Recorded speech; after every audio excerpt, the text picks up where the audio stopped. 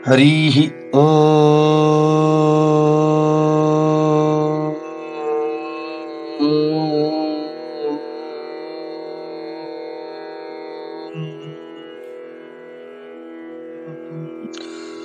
Om Sahana Bhavatu Sahanau Bhunattu Sahaviryam Karavavahe Tejasvinavadhitamastu ma vidvishavahe.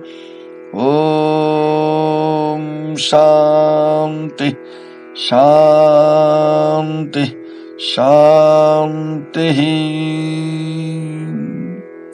Divyatman, in this video we'll try to delve into the topic of intellect, liberation and bondage. What is a subtle intellect? A sharp intellect is that which can analyze and categorize the objects of the world. Such an intellect helps to acquire comforts and discovers new ways to find enjoyment. This type of intellect is easily appreciated by the world as it brings fame and worldly success. A subtle intellect, on the other hand, inquires into the self, the essence of everyone. In this context, we can quote Kathopanishad, which declares Drishyati Tvagraya Vidya Sukshmaya Sukshmadarshivih. The truth is known to one with a single pointed and subtle intellect. A mirror reflects everything without bias, but a blind person is unable to see himself. Similarly, the Guru and the scriptures reveal the truth to everyone, but it is of no use for one who doesn't inquire, discriminate, and try to understand oneself. A subtle intellect arises only in one who has mature detachment and an intense desire for liberation. These qualities are very, very rare. Self-realization is easy for those who have them. Some people show dispassion when they do not get the object sought. Alave vairagyam.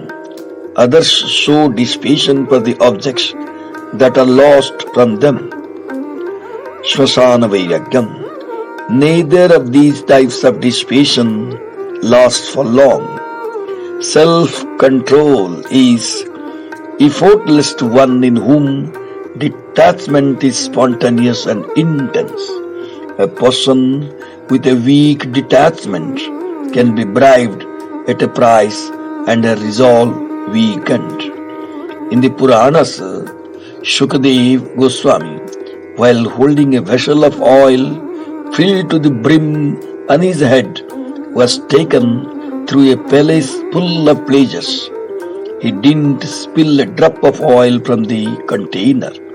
He didn't even notice the pleasures of the palace. Such was his single-pointedness. The exhaustion of vasanas is called liberation by the wise. The firmness of such vasanas for objects is called bondage. Sri Adi Shankaracharya defines liberation as vasana prakshaya, the total exhaustion of vasanas. What are vasanas and how are they formed? Now, let us delve this subject into detail. Every thought, feeling, imagination or perception creates an impression or sanskara in our mind. When a thought or action becomes deep-rooted and firm, then such a solidified impression is called a vasana. Every vasana is an impression But every impression doesn't necessarily become a vasana. For example, if I see a nice dress, this is an impression in the mind. However, if I brood over my liking for the dress, it becomes a strong desire or a vasana. Vasanas remain in us in an unmanifest form. They are known to us on two levels. First, they prompt actions. The vasanas first manifest in the mind as liking or disliking for objects. These further express as desires, sankalpas for acquiring the objects. Eventually, these desires become so compulsive that they prompt us into action for their acquisition. If we are able to dismiss these desires easily without pain or struggle, then they are weak vasanas. However, if these desires are irresistible, then the vasanas are very, very strong. Suppose a desire for seeing a film arises. A person with a weak film vasana will return home upon seeing the houseful shine at the cinema theater. But someone with a strong film vasana will be compelled to buy a ticket by hook or by crook. Second, they cause reactions to the results obtained. If our mind reacts instinctively with a liking or disliking towards the end product of our actions, then it shows the mind as a hidden vasana for that particular result. The mind naturally gravitates towards the objects of its liking and disliking. For instance, the mind broods constantly on both one's enemies and loved ones. What is exhaustion of vasanas and how do they bind? It is compulsive aspect of vasanas that binds us. It clouds our intellect and takes away our freedom of action.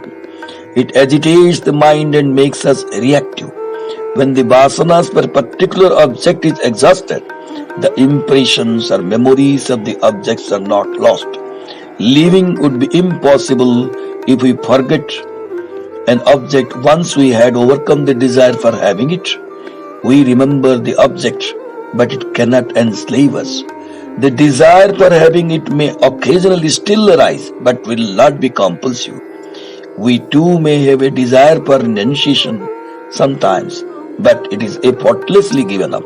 Swami Ramatirtha, however, had such a compulsive desire for sannyas that thereafter he could no longer remain at home. The wanting to become something is a vasana that binds, whether it is to become something good or bad. The state of being is exhaustion of all vasanas, and this is what is called as liberation. Hari Om Tat Sat.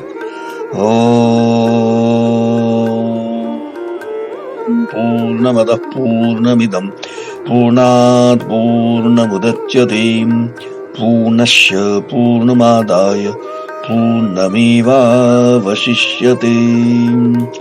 Om Shanti Shanti Shanti.